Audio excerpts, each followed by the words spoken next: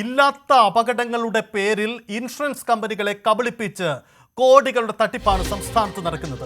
അഭിഭാഷകരും police ഉദ്യോഗസ്ഥരും സർക്കാർ ഡോക്ടർമാരും ഉൾപ്പെടുന്ന വൻ സംഘമാണ് ഈ തട്ടിപ്പിന് പിന്നിൽ. കോടതിയെ തെറ്റിദ്ധരിപ്പിച്ചു നേടുന്ന ഉത്തരവിന്റെ മറവിൽ പോലീസ് ഒത്താശയിലാണ് തട്ടിപ്പ് നടക്കുന്നത്. 9 പോലീസ് ഉദ്യോഗസ്ഥരും 3 സർക്കാർ ഡോക്ടർമാരും ഒരു അഭിഭാഷകനും ഉൾപ്പെടെ 66 പ്രതികളാണ് ഇത് സംബന്ധിച്ച കേസിൽ നിലവിലുള്ളത്. നോക്കാം ന്യൂസ് 18 ഇൻവെസ്റ്റിഗേഷൻ.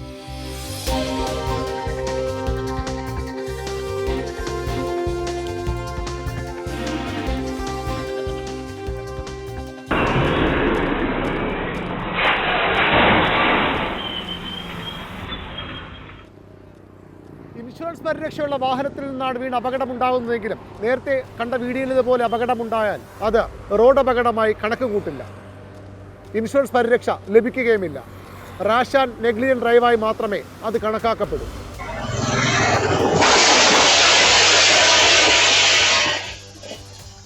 ക്ലെയിം ലഭിക്കണമെങ്കിൽ ഇതുപോലെ വാഹനങ്ങൾ കൂട്ടിമുട്ടി അപകടങ്ങൾ ഉണ്ടാകണം, പരിക്കേൽക്കണം. അതിനു മാത്രമേ ഇൻഷുറൻസ് പരിരക്ഷ ലഭിക്കൂ.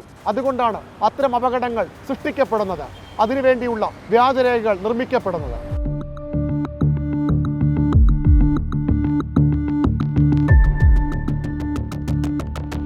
നെയ്യാറ്റിൻകര മോട്ടോർ ആക്സിഡന്റ് ക്ലെയിം ട്രിബ്യൂണലിലാണ് ഇൻഷുറൻസ് കമ്പനികൾ തെളിവുകൾ സഹിതം ഹർജി സമർപ്പിച്ചിരിക്കുന്നത്. സർക്കാർ ആശുപത്രികളുടെ രേഖകളുടെ പിൻബലത്തിലാണ് കോടിക്കണക്കിന് രൂപയുടെ ഇൻഷുറൻസ് തട്ടിപ്പ്. വ്യാജ എഫ്ഐആറുകൾ തയ്യാറാക്കപ്പെടുന്നു, വ്യാജ സാക്ഷികളും മഹസർ സാക്ഷികളും സൃഷ്ടിക്കപ്പെടുന്നു. കോടതിയെപ്പോലും കബളിപ്പിച്ചുകൊണ്ടാണ് എഫ്ഐആർ ഇടുന്നതെന്നാണ് ഏറ്റവും ഗുരുതരമായ സംഗതി. കാട്ടാക്കട തൂങ്ങാമ്പാറ സ്വദേശി അഖിലിന് 2016 ഓഗസ്റ്റ് 9 ബൈക്കിൽ നിന്ന് വീണ് ഗുരുതരമായി പരിക്കേൽക്കുന്നു. സമീപത്തെ ആശുപത്രിയിൽ പ്രവേശിപ്പിച്ചു. രേഖകളിൽ ബൈക്കിൽ നിന്ന് വീണതെന്ന് രേഖപ്പെടുത്തി. ഗുരുതര പരിക്കിനെ തുടർന്ന് അഖിലിനെ മെഡിക്കൽ കോളേജ് ആശുപത്രിയിലേക്ക് മാറ്റി. അവിടെ എത്തിയപ്പോൾ അത് രേഖകളിൽ റോഡ് ആക്സിഡന്റായി മാറി. മാസങ്ങൾക്കു ശേഷം കാട്ടാക്കട മജിസ്ട്രേറ്റ് കോടതിയിൽ പൊതുതാൽപര്യ ഹർജി ഫയൽ ചെയ്തു. കാട്ടാക്കട പോലീസ് എഫ്ഐആർ ഇട്ടു. കാട്ടാക്കട സതീഷ് കുമാറായിരുന്നു അഖിലിന്റെ അഭിഭാഷകൻ. അപകടം നടന്ന കാട്ടാക്കട എഫ്ഐആറിൽ നെയ്യാറ്റിൻകരയായി മാറി. നെയ്യാറ്റിൻകരയിലൂടെ അഖിൽ നടന്നു പോകുമ്പോൾ KL01 AG 7333 എന്ന നമ്പറിലുള്ള ബൈക്ക് അഖിലിനെ ഇടിച്ചിട്ടെന്നായി കഥ. അഖിലിന്റെ അച്ഛന്റെ മൊഴി പോലീസ് എടുത്തു. പരാതി ശരിയെന്ന് സ്ഥാപിച്ചു. KL01 AG 7333 മംഗലത്തുകോണം സ്വദേശി ചന്ദ്രന്റെ പേരിലുള്ള വാഹനമാണ്. ഇനിയാണ് കഥയുടെ ട്വിസ്റ്റ്. ചന്ദ്രന്റെ വാഹനം മറ്റു 4 അപകട കേസുകളിൽ കൂടി ചേർത്തു. Aryankode police crime number 1294/17, Parassala crime 76/17, Kattakada crime 211/19, Kattakada crime 596/19. ഇതിൽ 2 കേസുകളിൽ ചന്ദ്രൻ ഡ്രൈവറായിരുന്നു, അതായത് കേസിലെ പ്രതി. മറ്റു 2 കേസുകളിൽ ബൈക്കിന് പിന്നിൽ ഇരുന്നയാളായി. എല്ലാത്തിലും അഭിഭാഷകനായി കാട്ടാക്കട സതീഷ് കുമാർ തന്നെ. ബാലരാമപുരം പോലീസ് രജിസ്റ്റർ ചെയ്ത 1715/17 എന്ന കേസിൽ അപകടമുണ്ടാക്കിയ വാഹനമായി കാണിച്ചത് KL20J 4597. അഖിലിന്റെ കേസിൽ വാദിഭാഗം അഭിഭാഷകനായി വന്ന അതേ സതീഷ് കുമാറിന്റെ പേരിലുള്ള വാഹനം. ഈ കേസിൽ വാദിക്ക് വേണ്ടി ഹാജരായതും കാട്ടാക്കട സതീഷ് കുമാർ, അതായത് പ്രതിയും വാദിയുടെ അഭിഭാഷകനും ഒരാളെന്ന അപൂർവത. 2,40,000 രൂപയാണ് ഈ കേസിൽ ഇൻഷുറൻസ് തുകയായി തട്ടിയെടുത്തത്. മാറനല്ലൂർ ക്രൈം 502/17 ഹാജരാക്കിയത് സതീഷിന്റെ ബൈക്ക്. അതിൽ പ്രതിസ്ഥാനത്ത് വന്നത് സതീഷിന്റെ ജ്യേഷ്ഠന്റെ മകൻ വിപിൻ കുമാർ. മലയൻകീഴ് സ്വദേശി അജയകുമാറിന് അപകടം പറ്റിയെന്നായിരുന്നു ഈ കേസ്. ഇതേ അജയകുമാറിന്റെ മകൻ കിരണിന്റെ മെഡിക്കൽ റെക്കോർഡുകൾ ഉപയോഗിച്ചായിരുന്നു മാറനല്ലൂർ പോലീസ് സ്റ്റേഷനിൽ മറ്റൊരു കേസ്. 22 വയസ്സ് മാത്രമുള്ള കിരണിന്റെ മെഡിക്കൽ രേഖകൾ 38-കാരനായ വിജയകുമാർ എന്നയാൾ അപകടത്തിൽപ്പെട്ടെന്നാക്കി. Crime number 501/17. ഇതുവരെ കണ്ടത് തിരുവനന്തപുരം ജില്ലയുടെ ഒരു പ്രദേശത്ത് മാത്രം നടന്ന തട്ടിപ്പുകളുടെ കഥയാണ്. ഇത്തരത്തിൽ സംസ്ഥാന വ്യാപകമായി നടക്കുന്നത് കോടിക്കണക്കിന് രൂപയുടെ കമ്മീഷൻ ഇടപാടും ഇൻഷുറൻസ് കമ്പനികളെ കബളിപ്പിക്കലുമാണ്. തിരുവനന്തപുരത്ത് നിന്നും VV അരുൺ, ന്യൂസ് 18. ഈ തട്ടിപ്പിന്റെ വ്യാപ്തി വളരെ വലുതാണ്. സംസ്ഥാന വ്യാപകമായ തട്ടിപ്പാണ്. ഇതിൽ നമ്മൾ പരാമർശിച്ചു പോകുന്നത് തിരുവനന്തപുരം ജില്ലയിലെ നെയ്യാറ്റിൻകര കേന്ദ്രീകരിച്ച് നടന്ന ഒരു തട്ടിപ്പുകളുടെ കഥയാണ്. പക്ഷേ ഇതിന്റെ വ്യാപ്തി അതിലും വലുതാണ്. 2022 പുറത്തിറങ്ങിയ മുകുന്ദൻ ഉണ്ണി അസോസിയേറ്റ്സ് എന്ന സിനിമ, ആ സിനിമയുടെ ഇതിവൃത്തമായത് മോട്ടോർ വാഹന അപകട ഇൻഷുറൻസ് തട്ടിപ്പിന്റെ കഥ കൂടിയായിരുന്നു. അത് മുകുന്ദൻ ഉണ്ണി എന്ന അഭിഭാഷകനാണ് അതിൽ തട്ടിപ്പിന്റെ സൂത്രധാരൻ. പോലീസ് ഉദ്യോഗസ്ഥരും ആശുപത്രി ജീവനക്കാരും ഇൻഷുറൻസ് കമ്പനി പ്രതിനിധികളുമൊക്കെ ഈ തട്ടിപ്പിന് സഹായം ചെയ്യുന്നുമുണ്ട്. ഇവിടെയും മറ്റൊരു അഭിഭാഷകൻ തന്നെയാണ് വില്ലനാവുന്നത്. കാട്ടാക്കട സ്വദേശി അഡ്വക്കേറ്റ് സതീഷ് കുമാർ എന്ന വ്യക്തിക്കെതിരെയാണ് വലിയ തരത്തിലുള്ള ആക്ഷേപങ്ങൾ ഉയരുന്നത്. അയാളുടെ അടുത്ത ബന്ധുക്കളും സുഹൃത്തുക്കളുമൊക്കെ കേസിൽ പ്രതികളാണ് എന്നതുകൂടിയാണ് പ്രത്യേകത.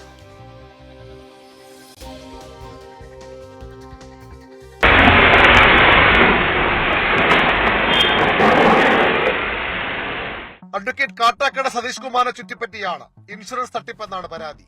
സതീഷ് കുമാറിന്റെ പേരിലുള്ള വാഹനം ഒന്നിലേറെ കേസുകളിൽ ഹാജരാക്കിയിട്ടുണ്ട്. ഇയാളുടെ അടുത്ത ബന്ധുക്കളും അവരുടെ വാഹനങ്ങളും കേസുകളുടെ ഭാഗമാണ്.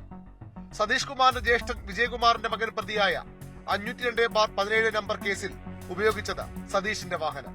എന്നാൽ തട്ടിപ്പിനെ പറ്റി അറിയില്ലെന്നും സീനിയർ അഭിഭാഷകൻ കൈകാര്യം ചെയ്ത കേസുകൾ തന്റെ പേരിലായതാണെന്നും സതീഷ് കുമാർ. എന്റെ കേസല്ല അതല്ല എന്റെ കേസൊന്നുമല്ല. ഞാന് വാദിയായിട്ട് ഫയൽ ചെയ്തിട്ടുള്ള ഒരു കേസ്, അത് അവൻ 80% ഡിസബിലിറ്റിയിൽ ബെഡ്രിഡനാണ്. എന്റെ ഓഫീസിലിരുന്ന സീനിയർ അഭിഭാഷകനാണ്. 80-84 വയസ്സായിട്ടുള്ള അഡ്വക്കേറ്റാണ്. അദ്ദേഹം മരണപ്പെട്ടതിന് ശേഷമാണ് എന്നിൽ വക്കാലത്ത് വരുന്നത്. പക്ഷേ വക്കാലത്ത് വന്നത് ഏകദേശം എല്ലാ കേസും നമുക്ക് തോന്നിയിട്ടുള്ള കേസുകൾ വാദി പ്രതികളായിട്ട് അങ്ങോട്ടും ഇങ്ങോട്ടും പൈസ കൊടുത്ത് സെറ്റിലേക്ക് ആക്കിയിട്ടുണ്ട്. വിപിൻ കുമാറിന്റെ അച്ഛൻ വിജയകുമാർ പ്രതിയായി 7 വാദിയായി 1 കേസുമുണ്ട്. അവിടെ കൊണ്ടും തീരുന്നില്ല കേസുകളിലെ കുടുംബ ബന്ധം. വിജയകുമാറിന്റെ മകൾ വിജിയുടെ ഭർത്താവ് വിജോയ് എന്നിവർ വാദിയും പ്രതിയുമായും ഒക്കെ കേസുകളുണ്ട്. വിജിയുടെ കാറും വിജോയുടെ ബൈക്കുമൊക്കെ അപകടമുണ്ടാക്കിയ വാഹനങ്ങളായി രേഖകളിൽ മാറി. കുറ്റിച്ചേർ സ്വദേശി പൊന്നയ്യന്റെ മകൻ അശോകൻ പ്രതിയായി 4 കേസുകളും പരാതിക്കാരനായി 1 കേസുമുണ്ട്. അശോകന്റെ ഭാര്യ ബിന്ദുവാണ് മറ്റൊരു കേസിലെ പരാതിക്കാരി. അമ്പൂരി സ്വദേശി ഷീബയുടെ പേരിലുമുണ്ട് വാദിയായി 5 കേസുകൾ. വെള്ളനാട് സ്വദേശി ഹാരിസിന്റെ മകൻ അരുൺകുമാറാണ് മറ്റൊരു പ്രധാനി. പല കേസുകളിലും വാദിയായും പ്രതിയായും വാഹനോടമയായും ഒക്കെ അരുൺകുമാറിനെ കാണാം. പല കേസുകളിലെയും പ്രതികൾക്ക് ഒന്നിലധികം പേരുകളുണ്ട്. ഒരാളുടെ പേരിലുള്ള മെഡിക്കൽ രേഖകൾ മറ്റൊരാളുടെ പേരിലാക്കി ആൾമാറാട്ടം നടത്തിയും തട്ടിപ്പ് നടന്നതായി ഹർജിയിൽ ആരോപിക്കുന്നു. V Arun, news 18, Thiruvananthapuram. ഇതാണ് തട്ടിപ്പിന്റെ കഥ. ഇൻഷുറൻസ് തട്ടിപ്പ് മുമ്പ് ഒരു കാലത്ത് സംസ്ഥാനത്ത് വ്യാപകമായി ഉണ്ടായി, പിന്നീട് ഇല്ലാതായി പോയ തട്ടിപ്പാണ്. പക്ഷേ ഇപ്പോഴും വൻ മാഫിയാണ് ഇതിന് പിന്നിൽ. അതായത് അഭിഭാഷകരും ഒപ്പം ഡോക്ടർമാരും പോലീസ് ഉദ്യോഗസ്ഥരും ഒക്കെ അടങ്ങുന്ന ഒരു വൻ മാഫിയാണ് ഇത്തരം തട്ടിപ്പിന് പിന്നിൽ. ഇല്ലാത്ത അപകടങ്ങൾ ഉണ്ടാക്കിയെടുത്ത് അത് രേഖകളിൽ കൃത്രിമത്വം നടത്തി കോടതിയടക്കം തെറ്റിദ്ധരിപ്പിച്ചുകൊണ്ടാണ് ഈ ഇൻഷുറൻസ് തുക, കോടികളുടെ ഇൻഷുറൻസ് തുക തട്ടിയെടുക്കുന്നത് എന്നതാണ് സാഹചര്യം. വി അരുൺ റിപ്പോർട്ട് ചെയ്ത വി അരുൺ തന്നെ നമുക്കൊപ്പമുണ്ട്. അരുൺ, സുപ്രധാനമായ വിവരമാണ്. ഒരുപക്ഷെ ഇൻഷുറൻസ് കമ്പനികൾ മുൻകാലങ്ങളിലൊക്കെ ഇതിന് വഴങ്ങി കൊടുക്കുകയാണ് പതിവ്. പക്ഷേ ഇപ്പോൾ ഈ ആക്ഷേപം കോടതിക്ക് പിന്നിൽ വരികയും ഇതൊരു പരാതിയായി ഉയർന്നു വരുന്നതിൻ്റെയും പശ്ചാത്തലം എന്താണ്? കാരണം വ്യാപകമായ തട്ടിപ്പ് നടന്നു എന്ന നിഗമനത്തിൽ തന്നെയാണോ ഈ തരത്തിൽ ഇൻഷുറൻസ് കമ്പനികൾ മുന്നോട്ട് വന്നിരിക്കുന്നത്? ഏതൊക്കെ ഇൻഷുറൻസ് കമ്പനികളാണ് ഈ പരാതി ഇങ്ങനെ നടന്നു, ഇങ്ങനെ തട്ടിപ്പ് നടക്കുന്നു എന്ന് സംശയിക്കുന്നത്?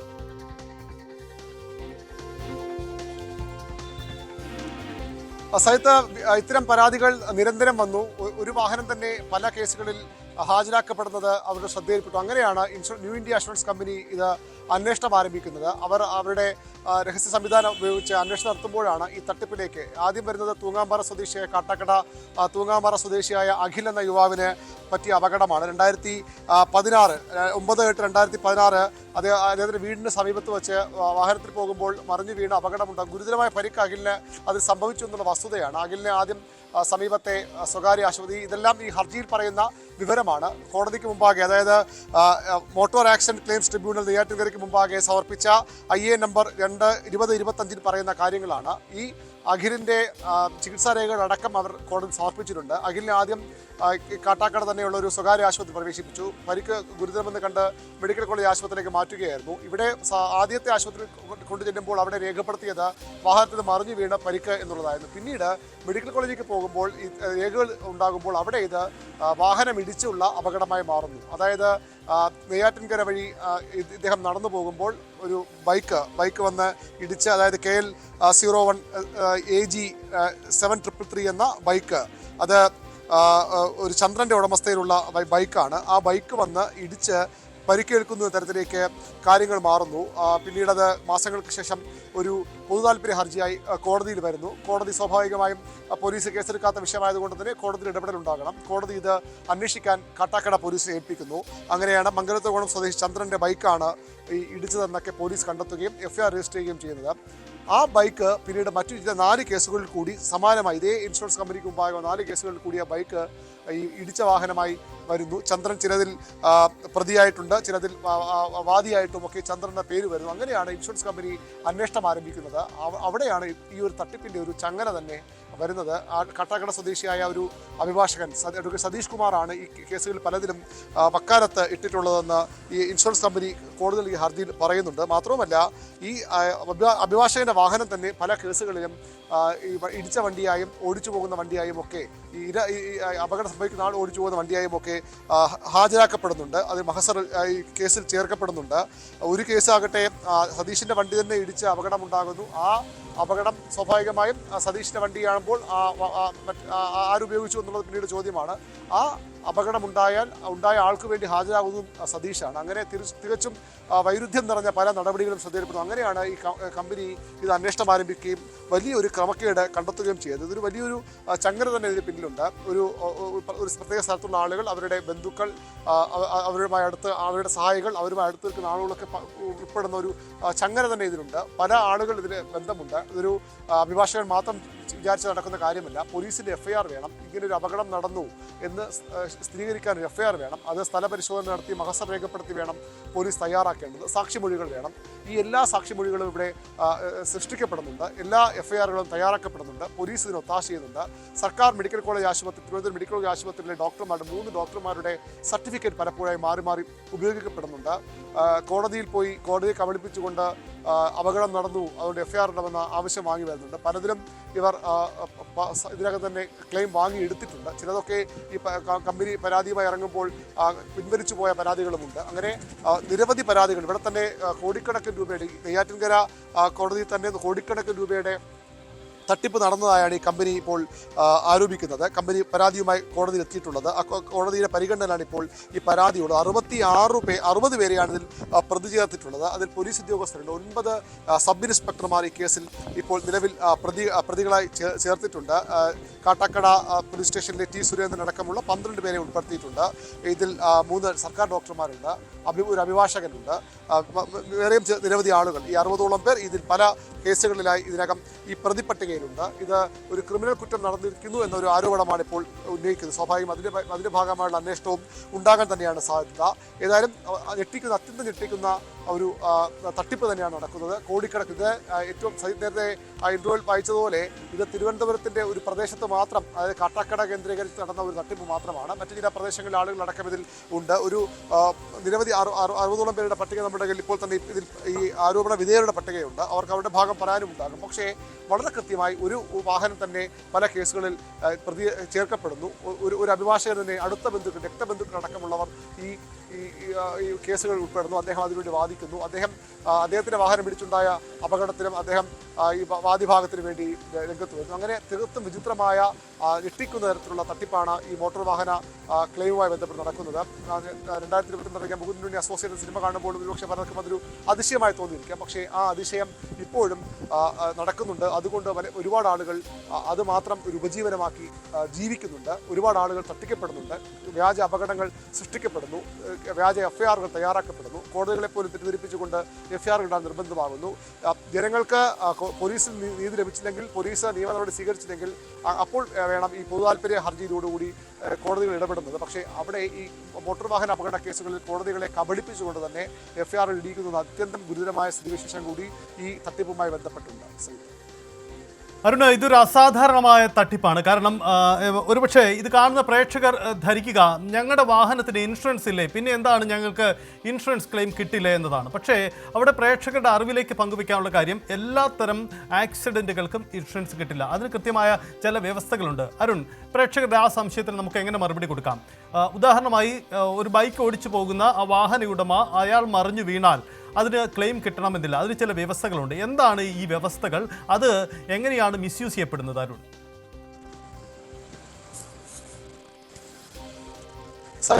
ഇതുമായി ബന്ധപ്പെട്ട നിയമം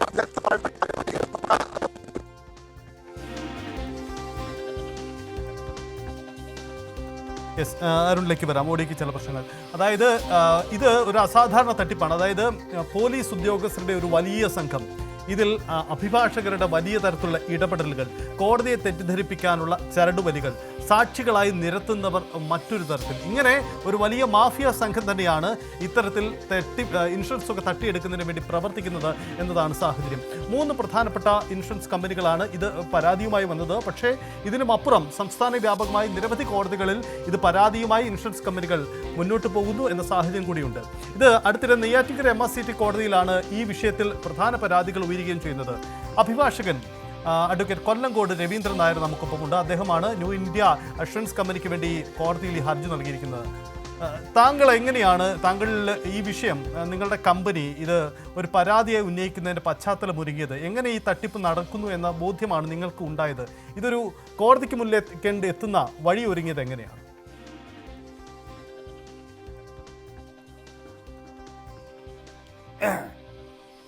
ഇത് നെയ്യാറ്റിൻകര കോടതിയിൽ മാത്രം ഒതുങ്ങി നിൽക്കുന്ന ഒരു തട്ടിപ്പല്ല.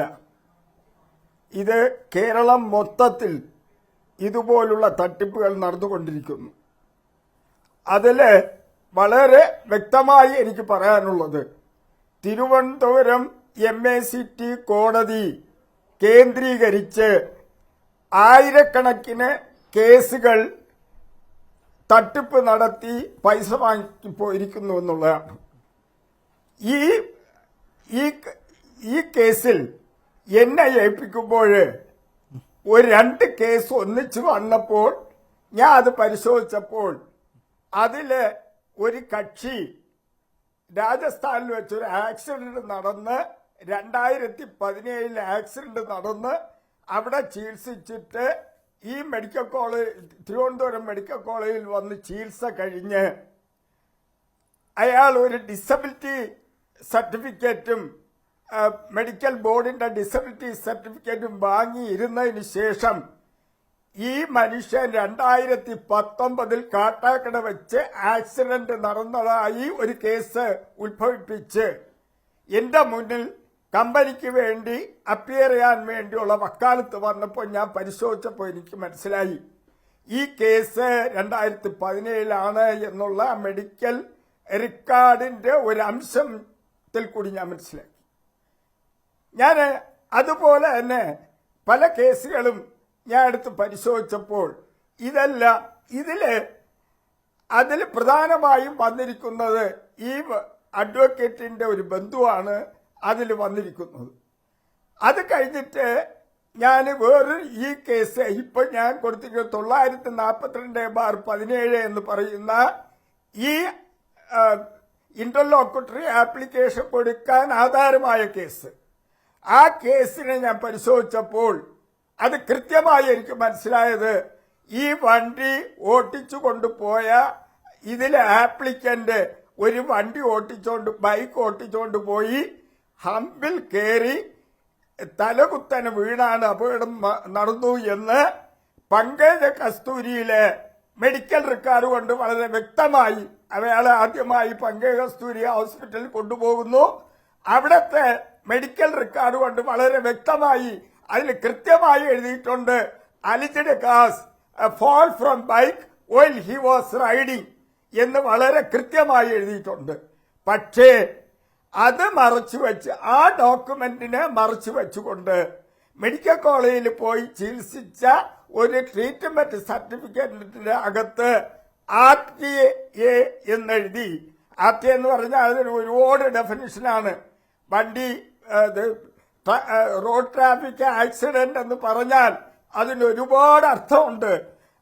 ആ അർത്ഥത്തില് ഇയാള് ഈ നടന്നു പോകുമ്പോൾ വണ്ടി ഇടിച്ചെന്ന് പറഞ്ഞ് ഈ കേസ് ഇവിടെ കൊടുത്തതാണെന്ന് എനിക്ക് മനസ്സിലായി. കൊല്ലങ്കോട് രവീന്ദ്ര, ആ വണ്ടി കൊണ്ടുപോയ ഒരു സംശയം, അതായത് പ്രേക്ഷകർക്ക് വേണ്ടി കൂടിയാണ്.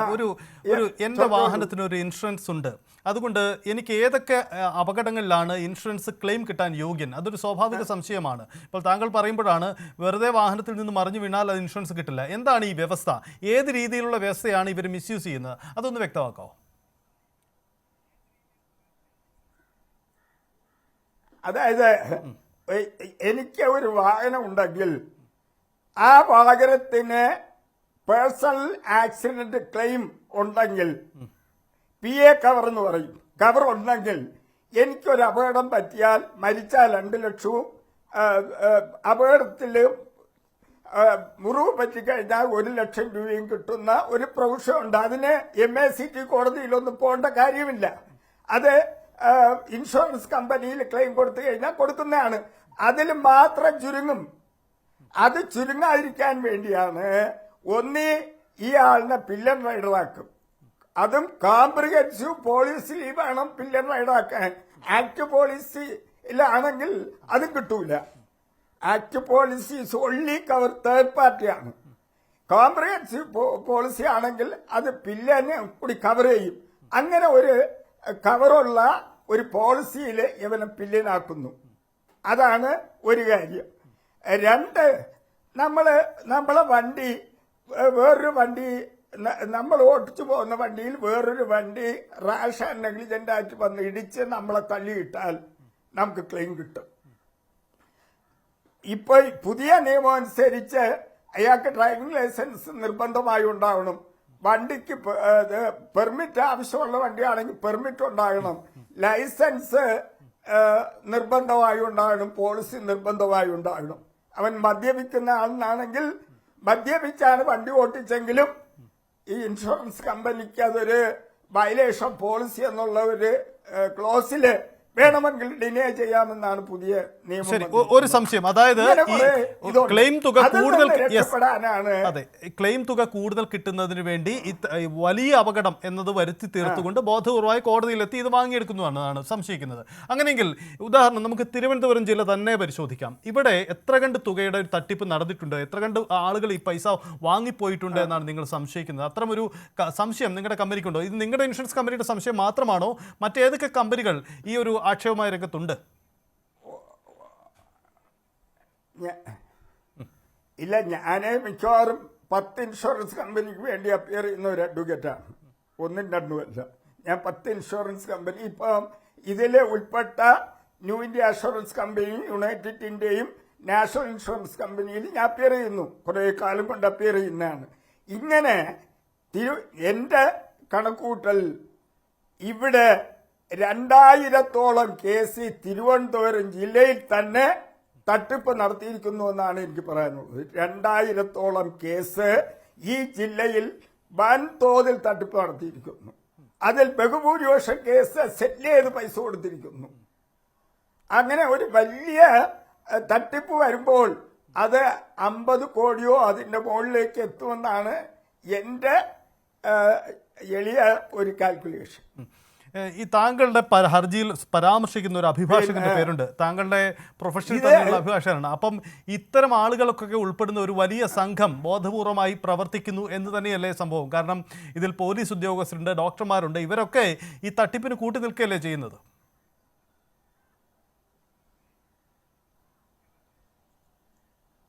ഇല്ല, ഇത് ഈ പർട്ടിക്കുലർ കേസ് എടുത്താല് ഞാനിതിൽ 3 ഡോക്ടേഴ്സിനെയാണ് പ്രധാനമായി പ്രതിയാക്കിയത്.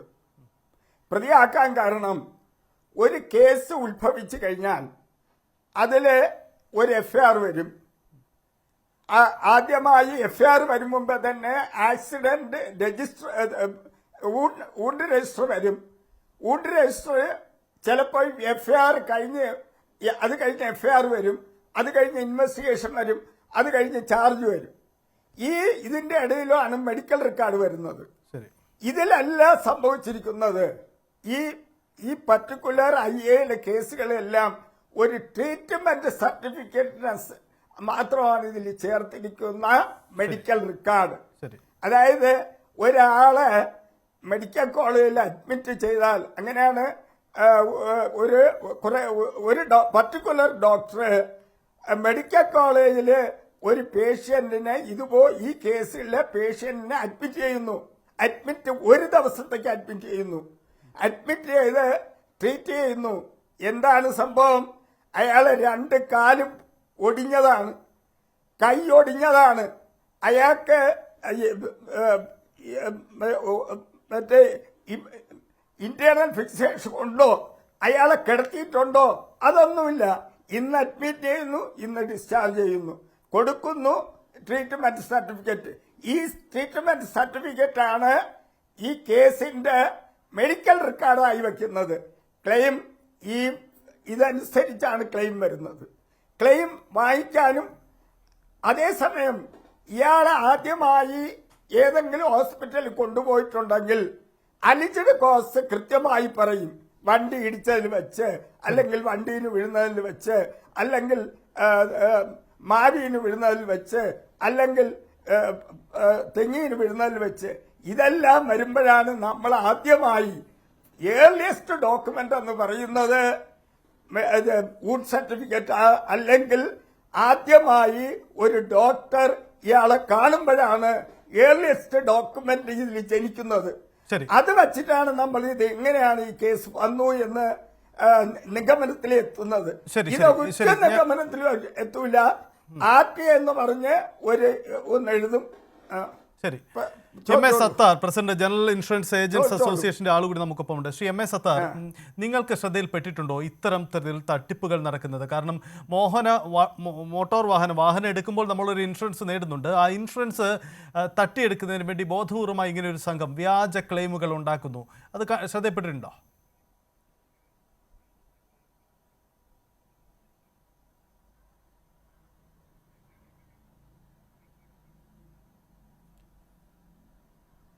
ശ്രീ സത്താർ, താങ്കളുടെ മൈക്ക് മ്യൂട്ടാണെന്ന് തോന്നുന്നു, ദയവായി ഒന്ന് മാറ്റുക.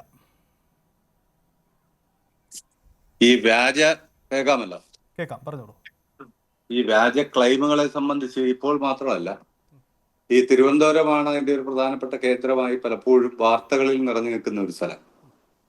നമ്മുടെ നാട്ടിലൊരു സ്ഥിതി മനസ്സിലാക്കേണ്ടത്, കേരളം, തമിഴ്നാട്, കർണാടക ആൻഡ് ആസാം, ഈ 4 സ്റ്റേറ്റുകളെ സംബന്ധിച്ചിടത്തോളം മോട്ടോർ ഇൻഷുറൻസ്, പ്രത്യേകിച്ച് ഇരുചക്ര വാഹനങ്ങളുടെ ഇൻഷുറൻസിൽ നിന്നും ഏതാണ്ട് 100 രൂപ ഇൻഷുറൻസ് കമ്പനിക്ക് ലഭ്യമാകുമ്പോൾ അതിൽ നിന്നും 240 രൂപ വരെ ക്ലെയിം കൊടുക്കേണ്ടി വരുന്ന ഒരു സ്ഥിതിവിശേഷം ഇപ്പോൾ കേരളത്തിലുണ്ട്. അപ്പൊ ഞാൻ പറയാം, കേരളത്തിൽ മാത്രം നിൽക്കുന്ന ഒന്നാണ് ഇതൊന്ന് ധരിക്കാൻ വേണ്ടിയില്ല. കേരളം, തമിഴ്നാട്, കർണാടക ആൻഡ് ആസാം, ഈ 4 സ്റ്റേറ്റുകൾ, ഇന്ത്യയിലെ ബാക്കിയുള്ള 28 സ്റ്റേറ്റുകളെ 24 സ്റ്റേറ്റുകളെ മാറ്റി നിർത്തുമ്പോഴും ഈ 4 സ്റ്റേറ്റുകളിൽ ഇത് വ്യാപകമായി ക്ലെയിം കൂടുന്നു എന്നുള്ളതാണ് ഒരു വസ്തുത. ആ വസ്തുതയ്ക്ക് 2 കാരണങ്ങളുണ്ട്. കേരളത്തിലേക്ക് എത്തുമ്പോൾ ഒരു പ്രത്യേക കാരണം എന്ന് പറഞ്ഞാൽ, കേരളം ഒരു ഇൻഷുറൻസ് അവയർനെസ്സിനെ സംബന്ധിച്ച് ഇന്ത്യയിൽ ഏറ്റവും കൂടുതൽ മുന്നിൽ നിൽക്കുന്ന ഒരു സംസ്ഥാനമാണ്. ആ ഇൻഷുറൻസ് അവയർനെസ് ഇവിടെ കൂടുതലുണ്ട്. അതുകൊണ്ട് തന്നെ എന്ത് ചെറിയ കാര്യങ്ങൾ സംഭവിച്ചാലും ഇതിനെല്ലാം ക്ലെയിം കിട്ടും എന്നൊരു ധാരണ ഇവിടുത്തെ ജനങ്ങളുടെ ഇടയിൽ രൂപപ്പെട്ടിട്ടുണ്ട്. ഇതിനെയാണ് പലപ്പോഴും പോലീസിലെ ഒരു വിഭാഗവും മുമ്പേ അഡ്വക്കേറ്റ് ചൂണ്ടിക്കാണിച്ച പോലെ ഡോക്ടർമാരും കൂടി നടത്തുന്ന ഒരു ഏർപ്പാട്. അതിൽ പ്രധാനമായിട്ട് സംഭവിക്കുന്നതെന്ന് പറഞ്ഞാല്, ചിലപ്പോഴെല്ലാം നമ്മളിങ്ങനെ ഒരു കേസ് എടുക്കുമ്പോൾ പോലീസിൽ ഡയറക്റ്റ് ചെയ്യുന്ന പോലീസ് കേസ് എടുക്കാറില്ല. അതിന് പകരം അവർ ചെയ്യുന്ന ഒരു കാര്യം, ഒരു കോടതിയിൽ നിന്നും ഒരു CMB അയക്കും. കോടതിയിൽ നിന്ന് നേരിട്ട് പോലീസ് സ്റ്റേഷനിലേക്ക് എനിക്ക് ഇന്ന പോലെ സോ അപകടം സംഭവിച്ചു, അതുകൊണ്ട് കേസെടുക്കണം എന്ന് പറയുമ്പോൾ സ്വാഭാവികമായിട്ടും പോലീസ് അങ്ങ് FIR ഇടും. അതാണ് അതിന്റെ ഒരു നടപടിക്രമം തന്നെ. ആ FIR ഇട്ടതിന് ശേഷം ലാസ്റ്റ് ഇത് അന്വേഷിച്ചത് ശരിയാണോ തെറ്റാണോ, അല്ലെങ്കിൽ തെറ്റാണെങ്കിൽ അത് റെഫർ ചെയ്തുകൊണ്ട് കോടതിയിൽ റിപ്പോർട്ട് കൊടുക്കപ്പെടാം. പക്ഷെ പലപ്പോഴും ഇതിന്റെ പുറകിൽ ആരും പോകുന്നില്ല എന്നാണ് കാര്യങ്ങൾ മനസ്സിലാക്കാൻ കഴിഞ്ഞിട്ടുള്ളത്.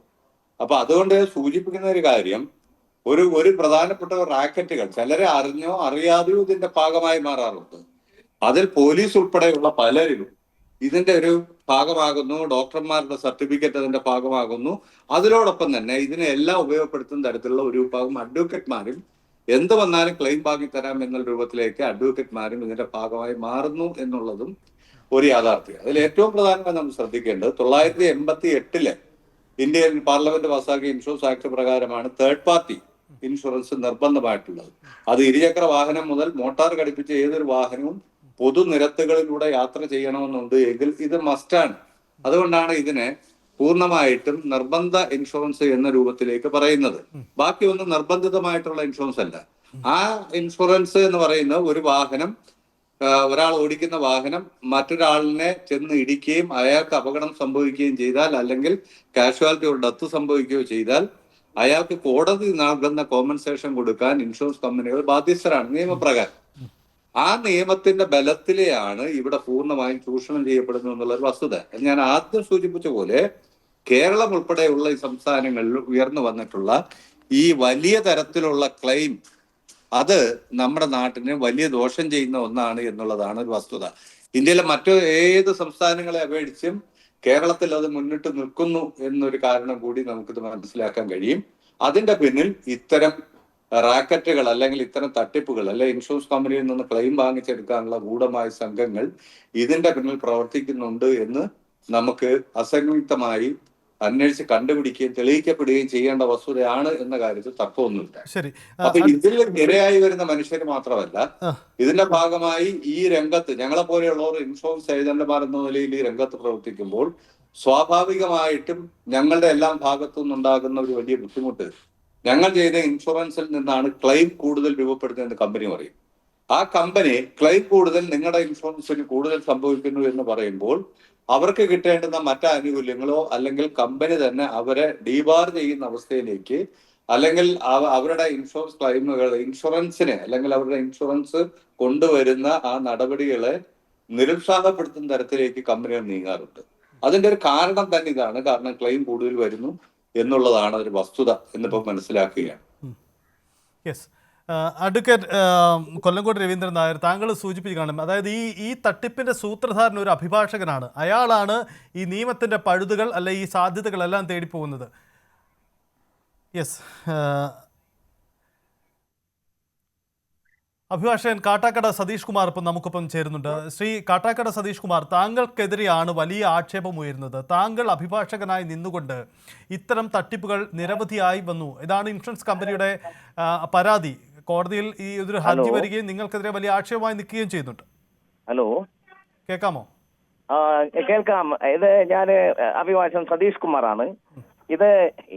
ഇതിന്റെ കേസ് കാര്യങ്ങൾ എല്ലാം ജെന്യുവൻ കേസുകളാണ് നമ്മൾ കൈകാര്യം ചെയ്തുകൊണ്ടിരിക്കുന്നത്. അപ്പൊ ഒരേ പീരീഡിൽ ഒരു കേസും ഇല്ല. പിന്നെ മാത്രമല്ല, MA റസൽ അഡ്വക്കേറ്റ് ആണ് ഇതിന്റെ അഭിഭാഷകനായിരുന്നത്. ഹലോ, കേൾക്കുന്നുണ്ട്, പറഞ്ഞോളൂ. MA റസൽ അഡ്വക്കേറ്റ് ഇവിടുത്തെ സീനിയർ ലോയർ ആയിരുന്നു. MA റസൽ സീനിയർ ലോയർ ആയിരുന്നു. അദ്ദേഹമാണ് ഇതിനെല്ലാം CMP ഫയൽ ചെയ്തിരിക്കുന്നത്. മാത്രമല്ല, ഇവര് ഈ അലിഗേഷൻ വന്നപ്പോ തന്നെ ഞങ്ങള് ഇതിന്റെ വാദി പ്രതികളെ കണ്ട് സംസാരിച്ച് മിക്ക കേസുകളും കോംപ്രമൈസ് ചെയ്ത് സെറ്റിലായിട്ടുണ്ട്. ഈ RC ഓണർ തന്നെ പൈസ കൊടുത്ത് സെറ്റിലാക്കിയിട്ടുണ്ട് കേസുകൾ. കാരണം എനിക്കിതിന്റെ നിജസ്ഥിതി അറിഞ്ഞുകൂടാ എങ്കിൽ പോലും ഇതിന്റെ കേസുകൾ സെറ്റിലാക്കിയിട്ടുണ്ട്. ഹലോ, കേൾക്കുന്നുണ്ട്, പറഞ്ഞോളൂ. അപ്പോൾ ഇനി പിന്നെ വാദികൾ സ്ഥലത്തില്ലാത്ത കേസുകളാണ് കുറച്ച് കേസ് പെൻഡിങ് ആയിട്ടുള്ളത്. ഈ അലിഗേഷൻ വന്നിട്ടുള്ള കേസുകളെല്ലാം അപ്പോൾ തന്നെ നമ്മൾ വാദി പ്രതികളുമായിട്ട് സംസാരിച്ച് പിന്നെ RC ഓണറിൽ നിന്ന് കയ്യിൽ നിന്ന് പൈസ വാങ്ങിക്കൊടുത്ത് ഈ കേസുകൾ രാജിയാക്കിയിട്ടുണ്ട്. പക്ഷേ ഞാൻ ചോദിക്കുന്ന കാര്യം, ഇപ്പൊ താങ്കൾ തന്നെ ഉൾപ്പെടുന്ന, താങ്കളുടെ ബന്ധുക്കളൊക്കെ ഉൾപ്പെടുന്ന നിരവധി സംഭവങ്ങൾ ഈ പരാതിയായി ഉയർന്നു വന്നിട്ടുണ്ട് എന്നതാണ് ഈ പരാതി അലിഗേഷൻസ് ഉള്ളി. കാരണം ഇതെല്ലാ കാര്യങ്ങളും നടന്നത് തന്നെ. അപ്പോൾ ബന്ധുക്കളുടെ കേസ് ഒരു അഭിഭാഷകന് നടത്തിക്കൂടാ എന്ന നിയമമുണ്ടോ? ഓക്കെ, അവിടെ നിൽക്കട്ടെ. ഓക്കെ, അഡ്വക്കേറ്റ് കൊല്ലങ്കോട് രവീന്ദ്രൻ നായരുണ്ട്. അദ്ദേഹമാണ് ഈ ഇൻഷുറൻസ് കമ്പനിയുടെ അഭിഭാഷകനായി താങ്കൾക്കെതിരെ അടക്കം കോടതിയിൽ എത്തിയിരിക്കുന്നത്. അഡ്വക്കേറ്റ് കൊല്ലങ്കോട് രവീന്ദ്രൻ നായർ, താങ്കൾ ഇദ്ദേഹത്തിന്റെ വിശദീകരണം കേട്ട് കഴിഞ്ഞു കാണുമല്ലോ. ഇത് സ്വാഭാവികമാണ്, ഇതിനൊരു ഫ്രോഡും ഇല്ല എന്നാണ് അദ്ദേഹത്തിന്റെ വാദം.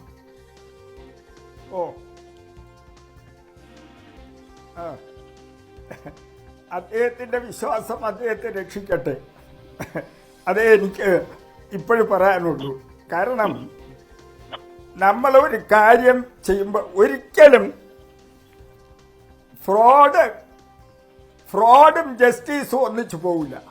Fraud and justice will go together. രണ്ടും പാരലായിട്ടേ പോവുള്ളൂ. അത് നമ്മൾ കൃത്യമായി മനസ്സിലാക്കണം. ഇതിൽ ഞാൻ ഈ കേസൊന്നുമല്ല, ഇതിനു മുമ്പേയും ഇതുപോലത്തെ ഫ്രോഡ് കേസ് വന്നപ്പോഴും ഞാൻ 2019 UPയിൽ ഇതിന് സമാനമായ കുറെ കേസുകൾ ഡെവലപ്പ് ചെയ്തു. ആ UPയിലും വന്ന കേസുകൾ കണ്ടുപിടിച്ചത് അവിടുത്തെ മോട്ടോർ ആക്സിഡന്റ് ക്ലെയിമും വർക്ക്മെൻ കോമ്പൻസേഷൻ കോടതിയാണ് പറഞ്ഞ് ഇതിങ്ങനെ പല ഫ്രോഡ് കേസുകളും വരുന്നു. അതിൽ വക്കീലന്മാരും ഡോക്ടർമാരും പോലീസും ഇൻവോൾവ് ആണ്. അതുകൊണ്ട് ഈ കേസെടുക്കണമെന്ന് പറഞ്ഞു വ്യാപകമായി കേസെടുത്തു UPയിൽ. കേസെടുത്തപ്പം വക്കീലന്മാര് പ്രതികരിച്ച് ഹൈക്കോടതിയെ സമീപിച്ചു. നമ്മൾ വക്കീലാണ്, വക്കീൽ പണിയാണ് ചെയ്തിട്ടുള്ളത്, നമുക്ക് ഇതിനെക്കുറിച്ച് അറിയില്ല എന്നുള്ള പ്ലീഡിങ്സ് എടുത്ത് ഹൈക്കോടതിയെ സമീപിച്ചു. ഹൈക്കോടതി കാര്യങ്ങളെല്ലാം നോക്കിയിട്ട് പറഞ്ഞു, ഇത് നിങ്ങൾ ഉൾപ്പെട്ട ഒരു ഗ്യാങ് ചെയ്തതായിട്ടാണ് ഈ ചില പ്രിലിമിനറി എൻക്വയറിയിൽ നിന്ന് മനസ്സിലാക്കുന്നത്. അതുകൊണ്ട് നിങ്ങൾ നിർബന്ധമായും ഈ എൻക്വയറിയിൽ സഹകരിക്കാതെ ഈ കേസിൽ നിന്ന് നിങ്ങളെ മാറ്റാൻ തയ്യാറല്ല എന്ന് വളരെ വ്യക്തമായി ലക്നൗ ഹൈക്കോർട്ട് പറഞ്ഞു. അവിടുന്ന് അവരതിൽ തൃപ്തരായ ബഹുമാനപ്പെട്ട ഈ വക്കീലന്മാർ സുപ്രീം കോർട്ട്, നമ്മുടെ ബഹുമാനപ്പെട്ട സുപ്രീം കോർട്ടിനെ സമീപിച്ചു. സുപ്രീം കോർട്ട് ഇത് വളരെ കാര്യമായി പഠിച്ചിട്ട് എല്ലാ ബാർ കൗൺസിലെയും ഇതിൽ വക്കാലത്തിടാൻ പറഞ്ഞു. അവരുടെ ന്യായങ്ങൾ പറയാൻ പറഞ്ഞു. എല്ലാ സ്റ്റേറ്റും ന്യായങ്ങൾ പറയാൻ വേണ്ടി എല്ലാവർക്കും അവസരം കൊടുത്തു. എന്നിട്ട് സുപ്രീം കോർട്ട് വളരെ ഗൗരവമായ ഒരു കാര്യം കണ്ടുപിടിച്ചു. ഈ സിനാരിയോ ഇതുപോലുള്ള കാര്യങ്ങളെല്ലാം ഈ രാജ്യത്ത് എല്ലാ സ്റ്റേറ്റിലും ഉണ്ടെന്ന് കണ്ടുപിടിച്ചു. കണ്ടുപിടിച്ചിട്ട് അതുകൊണ്ട് എല്ലാ സ്റ്റേറ്റിലും അല്ല, അതതിന്റെ ചരിത്രം. അത് എനിക്ക് ഒരു കാര്യം കൂടെ പറയാനുണ്ട്. ഹലോ, അഡ്വക്കേറ്റ് സതീഷ് കുമാർ, പിന്നെ സാറ് പറഞ്ഞതില് ഒരു കാര്യം കൂടെ പറയാനുണ്ട് എനിക്ക്. ഇത് പിന്നെ അലിഗേഷൻ വന്ന ഇവര് ആരോപിക്കുന്ന ആയിട്ടുള്ള കേസുകള്, ഇത് MA റസലാണ് ആദ്യം ഇത് കൈകാര്യം ചെയ്തുകൊണ്ടിരുന്നത്, എന്റെ ഓഫീസിലെ സീനിയർ അഭിഭാഷകൻ. അദ്ദേഹം ഈ കോവിഡ് പീരീഡിൽ മരണപ്പെട്ടു പോയി. അത് മിക്ക കേസുകളിലും നിങ്ങൾ എടുത്തു നോക്കുമ്പോൾ ബാക്ക് ഫയൽ പരിശോധിക്കുമ്പം അതിന്റെ CMB എല്ലാം ഫയൽ ചെയ്തിരിക്കുന്നത് MA റസൽ അദ്ദേഹം 90 വയസ്സൊക്കെ ആയപ്പോഴാണ് മരണപ്പെടുന്നത്. അഡ്വക്കേറ്റ് സതീഷ് കുമാർ, ഒരു സംശയം ചോദിച്ചോട്ടെ. നിങ്ങൾ ഏറ്റെടുക്കേണ്ടി വന്ന പല കേസുകളും ജെനുവിൻ കേസുകളല്ല എന്ന ബോധ്യം നിങ്ങൾക്കുണ്ടായിരുന്നോ? അങ്ങനെ പിൻവലിക്കേണ്ടി വന്നിട്ടുണ്ടോ? ഈ പിൻവലിക്കതല്ല, ഞങ്ങൾ അങ്ങനെ പിന്നെ ഇവര് വളരെയധികം പ്രഷർ ചെലുത്തിക്കൊണ്ടിരുന്നു. എന്നെ മാനസികമായിട്ടൊക്കെ ഇവര് പീഡിപ്പിക്കാൻ ശ്രമിച്ചുകൊണ്ടിരുന്നു. അപ്പോൾ ഞാന് ബന്ധുക്കൾക്ക് ആക്സിഡന്റ് പറ്റിയാൽ നമുക്ക് കേസ് നടത്തേണ്ടതായിട്ട് വരും. കാരണം എനിക്ക് അപ്പോഴ് ഒരുപാട് ഏജന്റുമാരൊക്കെ കേസ് പിടിക്കാനായിട്ടും പരിചയപ്പെടുത്താനൊക്കെ ഉണ്ടായിരുന്നു ഈ കോവിഡിന് മുമ്പേ. അപ്പോഴ് എന്റെ സീനിയറാണ് അതെല്ലാം കൈകാര്യം ചെയ്തുകൊണ്ടിരുന്നത്. അദ്ദേഹം മരണപ്പെട്ടതിന് ശേഷമാണ് ഞാൻ MACT കേസുകൾ എടുക്കാൻ തുടങ്ങിയത് തന്നെ. ഞാനല്ലെങ്കിൽ ക്രിമിനൽ കേസുകൾ മാത്രമാണ് നടത്തിക്കൊണ്ടിരുന്നത്. ഈ അടുത്ത കാലത്താണ് MACT കേസുകൾ എടുക്കാൻ തുടങ്ങിയത് തന്നെ. പിന്നെ ഞാൻ ക്രിമിനൽ ലോയറാണ്. പിന്നെ ക്രിമിനൽ കേസുകൾ മഞ്ചൂർ സെഷൻസ് കോടതിയിൽ ഒരു ദിവസം തന്നെ 7-8 ഫയൽ എനിക്കുണ്ടായിരുന്നു, ക്രിമിനൽ കേസ്. ഈ കോവിഡിന് മുമ്പേ ആണ് ആ കാര്യങ്ങൾ. അപ്പൊ ഇദ്ദേഹം മരണപ്പെട്ടു പോയപ്പോ ഞാൻ ചാർജുള്ള കേസുകളെല്ലാം സമ്മതിച്ചു. മറ്റൊരു അഭിഭാഷകന്റെ കേസ് താങ്കൾ ഏറ്റെടുക്കേണ്ടി വന്നത് താങ്കളുടെ ന്യായം. എന്റെ ചോദ്യം അതല്ല. താങ്കൾ ഒരു അഭിഭാഷകൻ എന്ന രീതിയിൽ കോടതിയിൽ ഒരു കക്ഷിക്ക് വേണ്ടി ഹാജരാകുമ്പോൾ അതിന്റെ ഉത്തരവാദിത്തം കൂടി താങ്കളുടേതാണ്. അപ്പോൾ ഇത്തരം കേസുകൾ വ്യാജമായി ഉണ്ടാക്കിയതാണ് എന്ന ബോധ്യം നിങ്ങൾക്കുണ്ടായിരുന്നോ? കക്ഷികളെ വിളിച്ച് ചോദിക്കും. എനിക്ക് എന്തെങ്കിലും പിന്നെ ഈ റിപ്പീറ്റ് ചെയ്ത് പറഞ്ഞ കേസുകളെല്ലാം ഞാൻ കക്ഷിയെ വിട്ട് തന്നെ ക്യാഷ് കൊടുത്ത് സെറ്റിൽ ആക്കിയിട്ടുണ്ട്.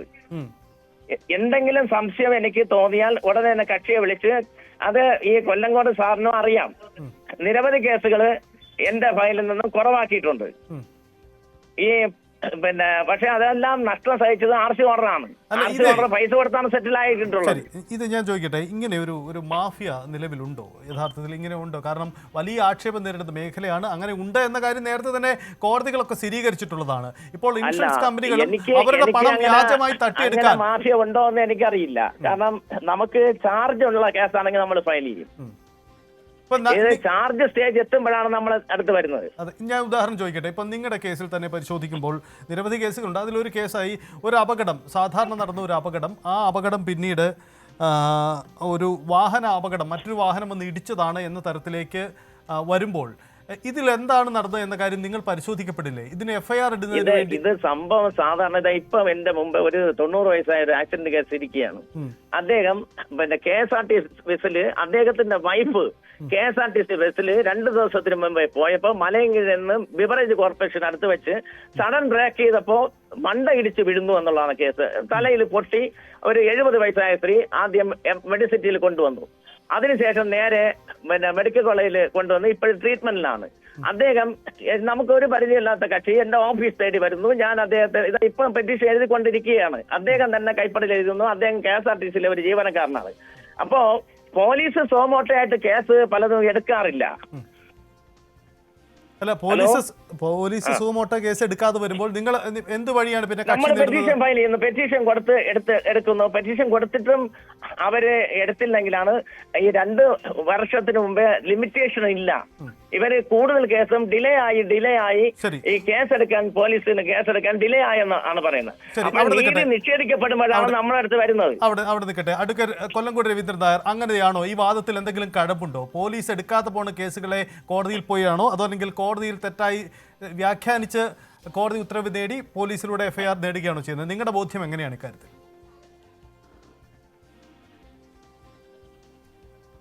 ഇല്ല, ഇദ്ദേഹത്തിന് ഫയൽ ചെയ്ത ഞാൻ ഈ IAയിൽ ഉൾപ്പെടുത്തിയിരിക്കുന്ന ബഹുഭൂരിപക്ഷം കേസും ഡിലേ 3 മാസം മുതൽ 1.5 വർഷം വരെ ഡിലേ ഇട്ട് CMP കൊടുത്ത കേസുകളാണ് കൂടുതൽ.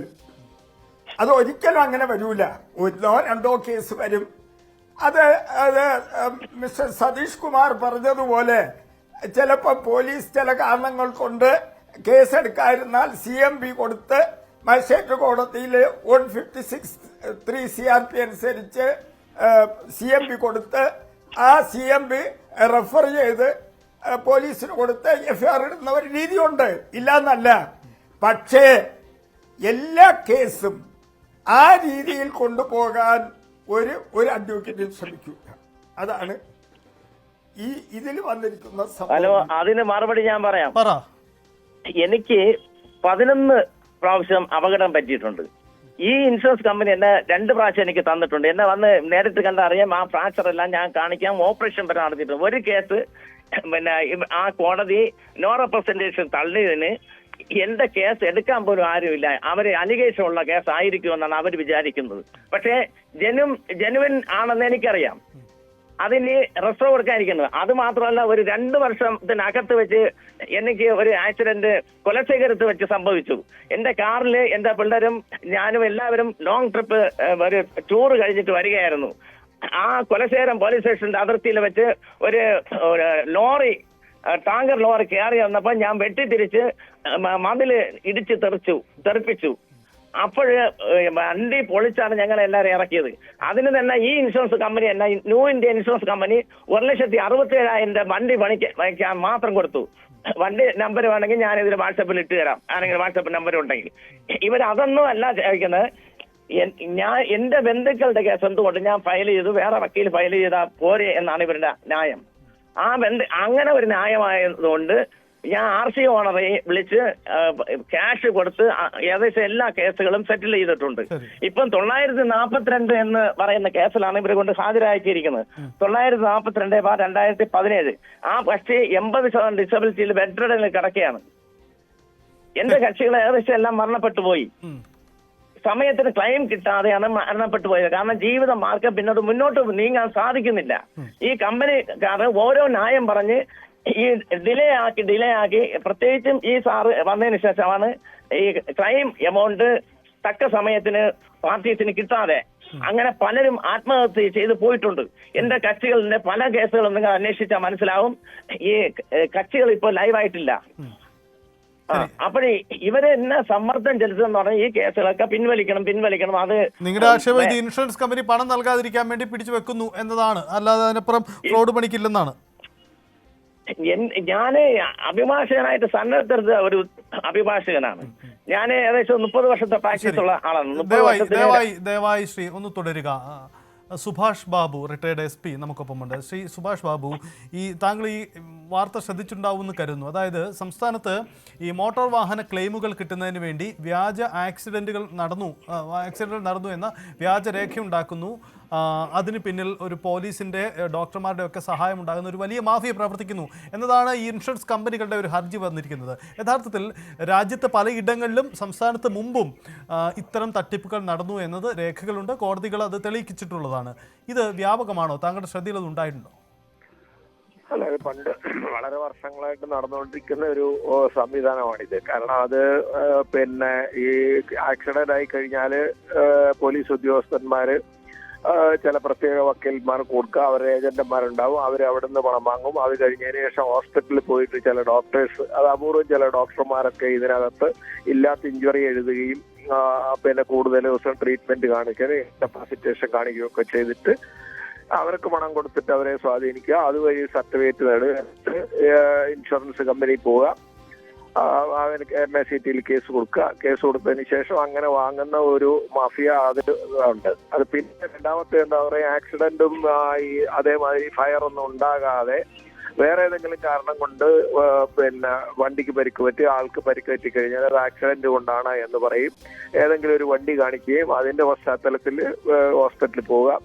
അതും ഇതേ രീതിയിൽ ഒരു മാഫിയ വേറെ പ്രവർത്തിക്കുന്നുണ്ട്. അത് പോലീസ് ഉദ്യോഗസ്ഥന്മാർ, ചില അപൂർവം പോലീസ് ഉദ്യോഗസ്ഥന്മാരും കൂടെ ഒത്താശ ചെയ്തിട്ട് ഇവരെല്ലാം കൂട്ടുകച്ചവടം മാതിരി ഒരുപാട് കള്ള ക്ലെയിമുകൾ വാങ്ങിയിരിക്കുന്നുണ്ട്. ഒരുപാട് കേസുകൾ അങ്ങനെ ഇൻഷുറൻസ് കമ്പനി ഇൻവെസ്റ്റിഗേറ്റേഴ്സിനെ കൊണ്ടൊക്കെ അന്വേഷിച്ച് കണ്ടുപിടിക്കുന്നു. ചില ഇൻവെസ്റ്റിഗേറ്റേഴ്സും അവരെ കൊല്ലൂടി ചെയ്യുന്ന ഒരു സംവിധാനമുണ്ട്.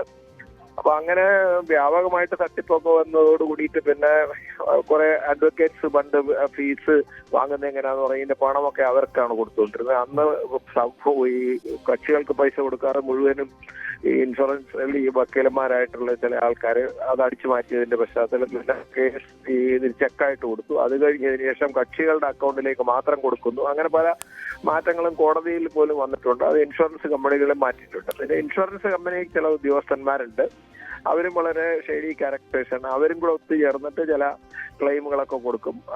ഇൻവെസ്റ്റിഗേറ്റ് ചെയ്ത് നമ്മൾ തെറ്റാണെന്ന് പറഞ്ഞ് റിപ്പോർട്ട് ചെയ്ത് കൊടുത്തു കഴിഞ്ഞാൽ തന്നെ ക്ലെയിം കൊടുക്കാൻ വേണ്ടി അവർ പിന്നെ പ്രൈവറ്റ് ഇൻവെസ്റ്റിഗേഷനെ കൊണ്ട് അന്വേഷിപ്പിച്ചിട്ട് പണം കൊടുക്കുന്ന സംവിധാനങ്ങൾ ഇൻഷുറൻസ് കമ്പനിയിൽ ചില മാനേജർമാർ പിന്നെ വലിയ സ്വാധീനമുള്ള ആളുകളുടെ കേസുകൾ ക്ലെയിം കൊടുക്കാൻ വേണ്ടിയിട്ട് പിന്നെ അന്വേഷണം നടത്താതെ തന്നെ അവർ കൺവിൻസ്ഡ് ആണെന്ന് പറഞ്ഞു കൊടുക്കുന്ന ഒരുപാട് തട്ടിപ്പുകൾ ഈ ഇൻഷുറൻസ് മേഖലയിലുണ്ട്. അതായത് ഈ പാർട്ടി നേരിട്ടല്ല ഈ തട്ടിപ്പിന് തുടക്കമിടുന്നത്, മറിച്ച് ഒരു അഭിഭാഷകന്റെ ഉപദേശമാണ് നമുക്ക് ഇങ്ങനെ പോയാൽ ഇങ്ങനെ പൈസ എടുക്കാം എന്നൊരു ഉപദേശമാണോ ഈ തട്ടിപ്പിന്റെ തുടക്കം ഉണ്ടാവുന്ന? അങ്ങനെയാണോ സാർ? നമ്മൾ മുമ്പൊരു സിനിമയിലേക്ക് ഇത്തരം ഒരു തന്ത്രം ഒരു അഭിഭാഷകന്റെ ഭാഗത്തുനിന്ന് ഉണ്ടാകുന്നതായി കാണുന്നുണ്ട്. അതുപോലെ തന്നെയാണോ ഈ സംഭവിക്കുന്നത്? തീർച്ചയായിട്ടും. അതിന് ഈ കേസ് മാത്രം കൈകാര്യം ചെയ്യുന്ന പറയാറുണ്ട്. പിന്നെ ദേശകോടീശ്വരന്മാരായ അഭിഭാഷകരൊക്കെ പല സ്ഥലങ്ങളിലും ഉള്ളത് നമുക്കൊക്കെ നേരിട്ട് അറിയുന്നതാണ്. അവർ വേറൊരു കേസും ഇല്ല. ഇതാണ് അതിനുവേണ്ടി കുറെ ഏജന്റുമാരും അതിന് പറ്റുന്ന കുറെ സംവിധാനങ്ങളും ഒക്കെ ഉണ്ട്. അവർ വളരെ ഗംഭീരമായിട്ടുള്ള സെറ്റപ്പാണ് അവരൊക്കെ ചെയ്യുന്നത്. നമ്മൾ തന്നെ അതിശയിച്ചു പോകും. അപ്പൊ അങ്ങനെ പറയുന്ന ആൾക്കാര് ഉണ്ട്. അത് അഡ്വക്കേറ്റ്സ് തീർച്ചയായിട്ടും ഇതേമാതിരി മലീഷ്യസ് ആയിട്ടുള്ള കേസുകൾ, അതായത് കള്ളക്കേസുകളെന്ന് തന്നെ നമുക്ക് പറയാം, അതനുസരിച്ച് ഉണ്ടാക്കുകയും അതിന് പോയി സ്വാധീനമൊക്കെ ചെലുത്തി ഇതേമാതിരി ചെയ്യുന്ന സംവിധാനങ്ങളൊക്കെ ഒരുപാടുണ്ട്. അപ്പൊ പലപ്പോഴും പല കോടതികളിൽ ചില വക്കീലന്മാരൊക്കെ ചെന്ന് കഴിഞ്ഞാൽ കോടതിയിൽ നിന്ന് തന്നെ അവർക്ക് പിന്നെ എതിരെ നിൽക്കുന്ന സംവിധാനങ്ങളൊക്കെ ഉണ്ട്. പിന്നെ കേസുകൾ പോലീസ് റിപ്പോർട്ട് ചെയ്ത് കഴിഞ്ഞാൽ രജിസ്റ്റർ ചെയ്യാത്ത ഒരു സംവിധാനം ഇപ്പം പോലീസ് പുതുതായിട്ട് ഉണ്ടാക്കിയിട്ടുണ്ട്. അത് കഴിഞ്ഞ് വർഷങ്ങൾ കഴിഞ്ഞതിന് ശേഷമൊക്കെ റിപ്പോർട്ട് ചെയ്യുകയും അത് ചില ഉദ്യോഗസ്ഥന്മാർ അങ്ങനെ ചെയ്യുന്ന ആൾക്കാരെ തിരക്കി പിടിച്ച് അത് കൊണ്ടുവന്ന് കോടതിയിൽ CMB ഫയൽ ചെയ്ത് അങ്ങനെ പോലീസിൽ കൊടുത്ത് അന്വേഷിച്ചിട്ട് പിന്നെ ക്ലെയിമിന് പോകുന്ന ഒരുപാട് സംവിധാനങ്ങളുണ്ട്. അപ്പൊ അത് ന്യായമായ കേസുകൾക്ക് പോലും അപ്പൊ സംശയം ഉണ്ടാവും. കാരണം എന്തുകൊണ്ട് 6 മാസം താമസിച്ചു, 8 മാസം താമസിച്ചു, 1.5 വർഷം കാണിച്ചു? കാരണം 6 മാസത്തിന് ശേഷം ഇത് സ്വീകരിക്കാൻ പാടില്ല എന്നാണ് നിയമം പറയുന്നത്. പക്ഷെ അതിന് കോടതി കൊടുത്തിട്ട് വാങ്ങിക്കൊണ്ടുവരുന്നുണ്ട്. ജെനുവിനും ഉണ്ട്, ഫാൾസും ഉണ്ട് ക്ലെയിംസ്. അപ്പൊ അങ്ങനെയൊക്കെ ഒരുപാട് മാൽ പ്രാക്ടീസ് നടക്കുന്ന ഒരു മേഖലയാണ് ഇത്. അത് ശുദ്ധീകരിക്കാൻ വേണ്ടി ഒരുപാട് പേര് ശ്രമിച്ചു. അതുകൊണ്ട് ഇതുവരെ ഒന്നും കാര്യമായ റിസൾട്ടുകളുണ്ട്. ഇപ്പോഴും അത് അനുസ്യൂതം തുടരുന്നു എന്ന് തന്നെ എന്റെ അഭിപ്രായം. എനിക്ക് തന്നെ നേരിട്ടറിയാം. ഞാനൊരു പ്രൈവറ്റ് ഇൻവെസ്റ്റിഗേഷൻ വളരെ 10-20 വർഷമായിട്ട് നടത്തിയിട്ടുള്ളതാണ്. എനിക്ക് തന്നെ നേരിട്ട് അനുഭവമുള്ള കാര്യങ്ങളുണ്ടാവും. ഞാൻ ചെയ്തതായതുകൊണ്ട് ഞാൻ പറയുന്നത് ശരിയല്ലല്ലോ. അതുകൊണ്ട് എന്തായാലും ഈ മേഖല ഒരു സെമി തട്ടിപ്പിന്റെ മേഖലയാണെന്ന് പറയുന്നതിന് യാതൊരു വൈമുഖ്യവും വേണ്ട എന്നാണ് എന്റെ അഭിപ്രായം. ശ്രീ MS സത്താർ, ഈ ഇൻഷുറൻസ് കമ്പനികൾ പണം നൽകാൻ വിമുഖത കാട്ടുന്നു, അല്ലെങ്കിൽ പാർട്ടിക്ക് നഷ്ടപ്പെട്ട അല്ലെങ്കിൽ അവർക്കുണ്ടായ നഷ്ടത്തിന് തുല്യമായൊരു പണം നൽകാതെ പരമാവധി പിടിക്കാൻ ശ്രമിക്കുന്നു. ഇതായിരിക്കും ഇൻഷുറൻസ് കമ്പനിയുടെ ഒരു പൊതു ലൈൻ. ഇതുകൊണ്ടാണോ ഈ പുതിയ വഴി തേടി കൂടുതൽ തുക മേടിക്കാൻ വേണ്ടിയുള്ള ഇത്തരമൊരു നീക്കം നടക്കുന്നതിന്റെ കാരണം? ഇൻഷുറൻസ് കമ്പനികൾക്കും ഇതിലൊരു പങ്കുണ്ടോ? അല്ല, അതിനകത്ത് ഇൻഷുറൻസ് കമ്പനികൾ ക്ലെയിം നൽകുന്നില്ല എന്നുള്ള ധാരണ തന്നെ തെറ്റാണ്. കാരണം നമ്മൾ ഇൻഷുറൻസ് കമ്പനികളുടെ ക്ലെയിം റേഷ്യോ പരിശോധിച്ചാൽ അതിനകത്ത് നമുക്ക് ബോധ്യപ്പെടുന്ന ഒരു കാര്യമുണ്ട്. ഏതാണ്ട് 99% പോലും ഇൻഷുറൻസ് കമ്പനികൾ ക്ലെയിം കൃത്യമായി നൽകുന്നു എന്ന് നമുക്ക് ബോധ്യമാകും. ഇൻഷുറൻസ് കമ്പനികളുടെ ഭാഗത്തു നിന്നുള്ളതല്ല, ഇൻഷുറൻസ് കമ്പനികളെ കബളിപ്പിക്കാതെ, ഞാൻ മുമ്പേ പറഞ്ഞത് ഇത് കേരളത്തിൽ മാത്രം നിൽക്കുന്നതല്ല, കേരളം, തമിഴ്നാട്, കർണാടക, ആസാം ഇത്രയും സംസ്ഥാനങ്ങളിൽ ഇരുചക്ര വാഹനങ്ങളുടേതായാലും അതോടൊപ്പം തന്നെ പ്രൈവറ്റ് കാറുകളുടേതായാലും ക്ലെയിം റേഷ്യോ വലിയ തോതിൽ വർദ്ധിച്ചു നിൽക്കുന്നു എന്നുള്ളതാണ് കമ്പനികളുടെ കണക്ക് ഇപ്പൊ നിലവിലുള്ളത്. അപ്പൊ അതിന്റെ അടിസ്ഥാനമാക്കി ഇൻഷുറൻസ് കമ്പനികൾ ക്ലെയിം കൊടുക്കുന്നില്ല. ഇൻഷുറൻസ് കമ്പനികളെ വളരെ ബോധപൂർവം പറ്റിക്കുക, അല്ലെന്നുണ്ടെങ്കിൽ അതിന്റെ ഫ്രോഡ് പണി ചെയ്യുക എന്നുള്ള ഒരു ശൃംഖല പലപ്പോഴും ഇവിടെ രൂപപ്പെട്ട് വരുന്നുണ്ട്. ആ രൂപപ്പെട്ട് വരുന്നതിനെ യഥാർത്ഥത്തിൽ ചെയ്യേണ്ടത് ഗവൺമെന്റും ഇൻഷുറൻസ് കമ്പനികളും വളരെ ജോയിന്റായി ഓരോ ക്ലെയിമുകളും പരിശോധിക്കാൻ അവർ തന്നെ തയ്യാറായി മുന്നോട്ട് വരിക എന്നുള്ളതാണ് ഏറ്റവും പ്രധാനം. കാരണം ഓരോ മുമ്പേ പറഞ്ഞതുപോലെ കോടതിയിൽ നിന്നും പോലീസ് സ്റ്റേഷനിലേക്ക് റിപ്പോർട്ട് തേടി അയക്കുക, അവർ FIR ഇടുക, പിന്നെ അത് യാഥാർത്ഥ്യമല്ലെങ്കിൽ പോലും റെഫർ ചെയ്യാതിരിക്കുക എന്നൊക്കെ പറയും. ഒരുപക്ഷെ മനഃപൂർവ്വമോ അല്ലാതെയോ ഒക്കെ സംഭവിക്കാം. ഇതിന്റെ എല്ലാം പിന്നിൽ മുമ്പേ സൂചിപ്പിക്കുന്ന പോലെ ഏതെങ്കിലും അഡ്വക്കേറ്റിന്റെയോ ഡോക്ടറുടെയോ പോലീസിന്റെയോ ഈ ക്ലയന്റിന്റെയോ ഇങ്ങനെ ഈ 4 ആള് കൂടുന്ന ഈ ശൃംഖലയുടെ ഒരു പ്രവർത്തനത്തിന്റെ ഭാഗമായി മാത്രമേ ഇതെല്ലാം സംഭവിക്കൂ. അപ്പം അങ്ങനെ സംഭവിക്കുന്നത് നമ്മളെ രാജ്യത്തെ അർഹതപ്പെട്ടതും ഇൻഷുറൻസ് ലഭ്യമാകേണ്ടതുമായിട്ടുള്ള ആളുകൾക്ക് ഇൻഷുറൻസ് ലഭ്യമാകാത്ത സാഹചര്യത്തിലേക്ക് നമ്മുടെ രാജ്യം തന്നെ മാറും. അത് മനസ്സിലായിക്കൊണ്ട് തന്നെ ഇതിനെതിരായി അല്ലെങ്കിൽ ഇത് കൃത്യമായി തടയുന്നതിന് വേണ്ടിയിട്ടുള്ള നടപടികൾ ഉണ്ടാവുക എന്നുള്ളത് വളരെ വളരെ അനിവാര്യമാണ് എന്നുള്ളതാണ് ഒരു യാഥാർത്ഥ്യം. ശരി, വളരെ നന്ദി MA സത്താർ. ഒപ്പം തന്നെ പങ്കെടുത്ത മറ്റ് അഭിഭാഷകർ, ഒപ്പം സുഭാഷ് ബാബു അടക്കമുള്ളവർ. എന്തായാലും സംസ്ഥാനത്ത് നടക്കുന്ന വലിയൊരു തട്ടിപ്പിൻ്റെ കഥയാണ് നമ്മൾ കേട്ടത്. മുൻകാലങ്ങളിലും ഉയർന്നതാണ്. പക്ഷേ നെയ്യാറ്റിൻകര കോടതിയുടെ പരിഗണനയിൽ മാത്രം എത്തിയത് നിരവധി കേസുകളാണ്. വൻ തട്ടിപ്പ് ഇതിനു പിന്നിൽ നടക്കുന്നു. ഇല്ലാത്ത അപകടങ്ങൾ, വ്യാജമായി ഉണ്ടാക്കുന്ന അപകടങ്ങളിലൂടെ കോടതിയെയും നിയമ സംവിധാനങ്ങളെയും തെറ്റിദ്ധരിപ്പിച്ച് അതിൽ പോലീസ് ഉദ്യോഗസ്ഥരടക്കം ഉൾപ്പെടുന്ന ഒരു വലിയ മാഫിയ ചെയിൻ തന്നെ ഇതിനു പിന്നിൽ പ്രവർത്തിക്കുന്നു എന്നതാണ് വാസ്തവം.